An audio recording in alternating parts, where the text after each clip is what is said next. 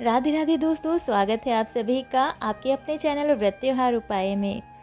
दोस्तों, जन्माष्टमी के त्यौहार पर हम सभी अपने घरों में भगवान श्री कृष्ण की चौकी लगाते हैं। चौकी कैसे लगानी है, साथ ही कौन कौन सी चीज़ें रखनी है चौकी पर, पूजा की विधि क्या है, ये सारी जानकारी आपको मिलेगी।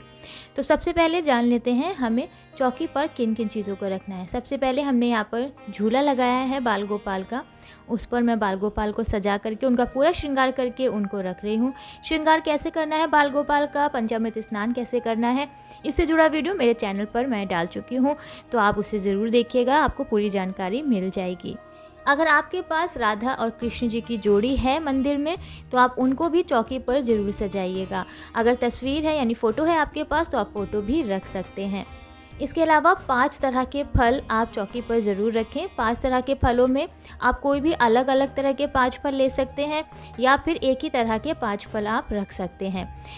भगवान श्री कृष्ण का पसंदीदा भोग यानी पंजीरी और चरणामृत। पंजीरी और चरणामृत ज़रूर चढ़ाइए, ये बहुत ही ज़रूरी भोग होता है इस दिन का। तो अगर आपको ये किस तरह बनाना है नहीं पता है, तो इससे जुड़ा वीडियो भी मैंने अपने चैनल पर अपलोड किया है, आप ज़रूर देखिएगा, आपको पूरी विधि पता चल जाएगी भोग बनाने की। अब आप देख सकते हैं एक खीरा है जिस पर मैंने एक सिक्के से बीच में एक कट लगाया है और उसके अंदर मैं रात में भिगोए हुए कुछ चने भर रही हूँ। ये एक परंपरा होती है जो मेरे घर में निभाई जाती है, इसलिए मैं कर रही हूँ। अगर आपके यहाँ नहीं होता है तो आप अवॉइड कर सकते हैं, लेकिन ऐसा करना बहुत ही अच्छा माना जाता है। और कोशिश करें कि जो खीरा होता है वो ऐसा मिले जिसके ऊपर जो उसका तना थोड़ा सा लगा हो। मुझे नहीं मिल पाया ऐसा खीरा, लेकिन अगर ऐसा खीरा मिल जाता है ना जो जुड़ा होता है अपने तने से, वो हिस्सा भी खीरे में लगा हो तो बहुत ही शुभ होता है। इसके अलावा पूजा की जो थाली है उसमें आप देख सकते हैं क्या क्या सामान है। अगरबत्ती है और हल्दी और कुमकुम है, साथ में एक देसी घी का दिया है और कपूर का दिया भी है साथ में, जिससे आरती की जाएगी, और घंटी है, धूप बत्ती है, साथ में गंगा जल रखा है मैंने, आप देख सकते हैं लोटे में। अब हम भगवान के पास में जो भी आपके पास फूल उपलब्ध हैं, पीले फूल हो तो बहुत ही अच्छा है, यहीं तो आप गुलाब के फूल भी चढ़ा सकते हैं। थाली में अक्षत यानी कि साबुत चावल ज़रूर रखें, ये बहुत ही ज़रूरी होता है। टूटे हुए चावल बिल्कुल भी इस्तेमाल ना करें। फूलों से हम इस पूरे मंदिर को, पूरे चौकी को सजा देंगे। सजावट देखिए आप अपने हिसाब से कर सकते हैं, आपको जैसी करनी हो। तो दोस्तों देख सकते हैं आप, हमारी चौकी सज कर एकदम तैयार है। और आप देख रहे होंगे कृष्ण जी के ऊपर मैंने बाल गोपाल के ऊपर लाल कपड़े से उन्हें ढक दिया है। अब ये कपड़ा तभी खुलेगा जब रात में 12 बजे उनका जन्म हो जाएगा। अब मैं इस लाल कपड़े को धीरे धीरे हटा रही हूँ। हमारे बाल गोपाल का जन्म हो चुका है। अब हम घंटी बजा करके उनका स्वागत कर रहे हैं। अब हम उनकी आरती करेंगे। आरती से पहले हम थोड़े से फूल उनके ऊपर बरसाएंगे, उनका स्वागत करेंगे। आरती के लिए मैंने आपको बताया था कि देसी घी का दिया ज़रूर जलाइएगा, वो पूरी रात जलना चाहिए एक तरह से, अगर हो सके कोशिश करें पूरी रात वो दिया जले। और आरती के लिए हम यहाँ पर कपूर का दिया जलाएंगे, उसी से बाल गोपाल की आरती की जाएगी। और एक सुगंधित धूप भी ज़रूर जलाएं, उससे माहौल बहुत ही सुगंधित होता है और पूजा अर्चना में भी मन लगता है। दोस्तों, भगवान श्री कृष्ण के जन्म से जुड़ा हुआ ये त्यौहार बहुत ही खास माना जाता है। सभी को अपने घर में ये त्यौहार ज़रूर मनाना चाहिए। अगर आपके पास बाल गोपाल की मूर्ति नहीं है तो फ़ोटो हो, फ़ोटो की भी आप पूजा इसी तरह से कर सकते हैं जिस तरह से मैं बता रही हूँ। यहाँ बाल गोपाल का जैसे मैंने झूला लगाया है, तो आप फ़ोटो रख करके भी इस चौकी पर जन्माष्टमी का त्यौहार की ये पूजा कर सकते हैं।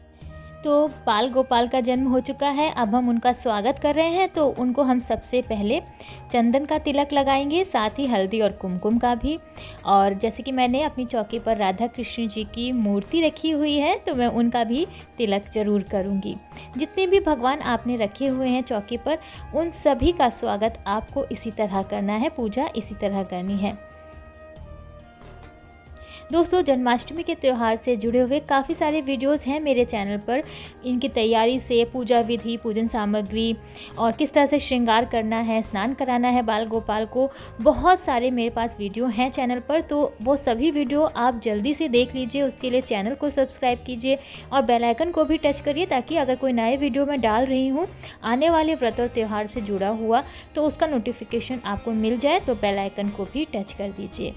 तो दोस्तों हमने अपने बाल गोपाल का तिलक कर दिया है। अब हम उनको जो हमने भोग की सामग्री रखी है, जैसे कि पंचामृत है, पंजीरी है, 5 फल हैं, मेवा है, तो ये सभी चीज़ों का भोग हम अब बाल कृष्ण को लगाएंगे। देखिए मेरे घर में आटे की पंजीरी बनती है, लेकिन कहीं कहीं पर ऐसा परंपरा है कि धनिये की पंजीरी बनाई जाती है। तो अगर आपके यहाँ धनिये की पंजीरी बनती है तो उसको भी बना करके आप कृष्ण जी को भोग जरूर लगाएं। तो हमने सारी चीज़ों का भोग कृष्ण जी को लगा दिया है। साथ ही राधा कृष्ण जी हैं, उनको भी हमने इन सभी चीज़ों का भोग लगाया है। दोस्तों पूजा अर्चना हम सभी अपने घरों की परंपरा के अनुसार ही करें तो अच्छा है। देखिए हर घर में, हर ज़िले में, शहर में अपनी अपनी परंपरा होती है, पूजा करने की अपना तरीका होता है। तो मैं ये नहीं कह रही हूँ कि जिस तरह से मैं कर रही हूँ ठीक उसी तरह से आप करें। ये मेरे यहाँ का तरीका है दोस्तों, मैं इसी तरह से पूजा करती हूँ, मेरे घर में ऐसे ही पूजा की जाती है। लेकिन हो सकता है कि आपके यहाँ कुछ चीज़ें अलग हों, तो ऐसा नहीं है कि आप अपने यहाँ की परंपरा छोड़कर किसी और की तरह से पूजा करें।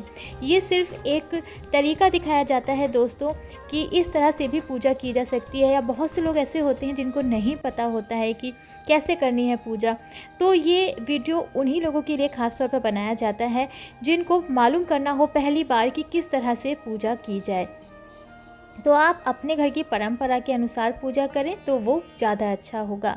बस देखिए पूजा सभी जगह सेम होती है, थोड़े बहुत तरीके इधर उधर ऊपर नीचे हो सकते हैं। तो आप जैसे भी पूजा करते हैं घर में, मेरा बस कहना ये है कि आप अपने घर में जन्माष्टमी की पूजा ज़रूर करें। इससे घर में बहुत पॉजिटिविटी आती है। एक बार आप भी करके देखिए अपने घर में श्री कृष्ण जी का जन्माष्टमी का त्यौहार। आप खुद महसूस करेंगे कि आपके जीवन में, आपके घर में कितना पॉजिटिव चेंज यानी एक सकारात्मक बदलाव आया है। तो दोस्तों अब हम श्री कृष्ण जी की आरती कर रहे हैं। आरती में आप घंटी या शंख आपके पास है तो ज़रूर बजाइएगा, ये बहुत ही शुभ माना जाता है। और कोशिश करें कि घर में जितने भी सदस्य हैं वो सभी पूजा में, आरती में शामिल हों। इससे सभी को आशीर्वाद प्राप्त होगा। और आरती के साथ साथ घर के सभी सदस्य बाल कृष्ण को झूला जरूर झुलाएं, चाहे वो बच्चे हों, बूढ़े हों, जवान हों, सभी कृष्ण जी को एक बार झूला जरूर झुलाएं। तो दोस्तों आपको मेरा वीडियो कैसा लगा मुझे कमेंट करके ज़रूर बताइएगा। और किसी त्यौहार के बारे में अगर आप जानकारी चाहते हैं तो वो भी आप मुझसे ज़रूर पूछ सकते हैं। व्रत त्यौहार उपाय चैनल से जुड़े रहने के लिए आप सभी का बहुत बहुत धन्यवाद। राधे राधे।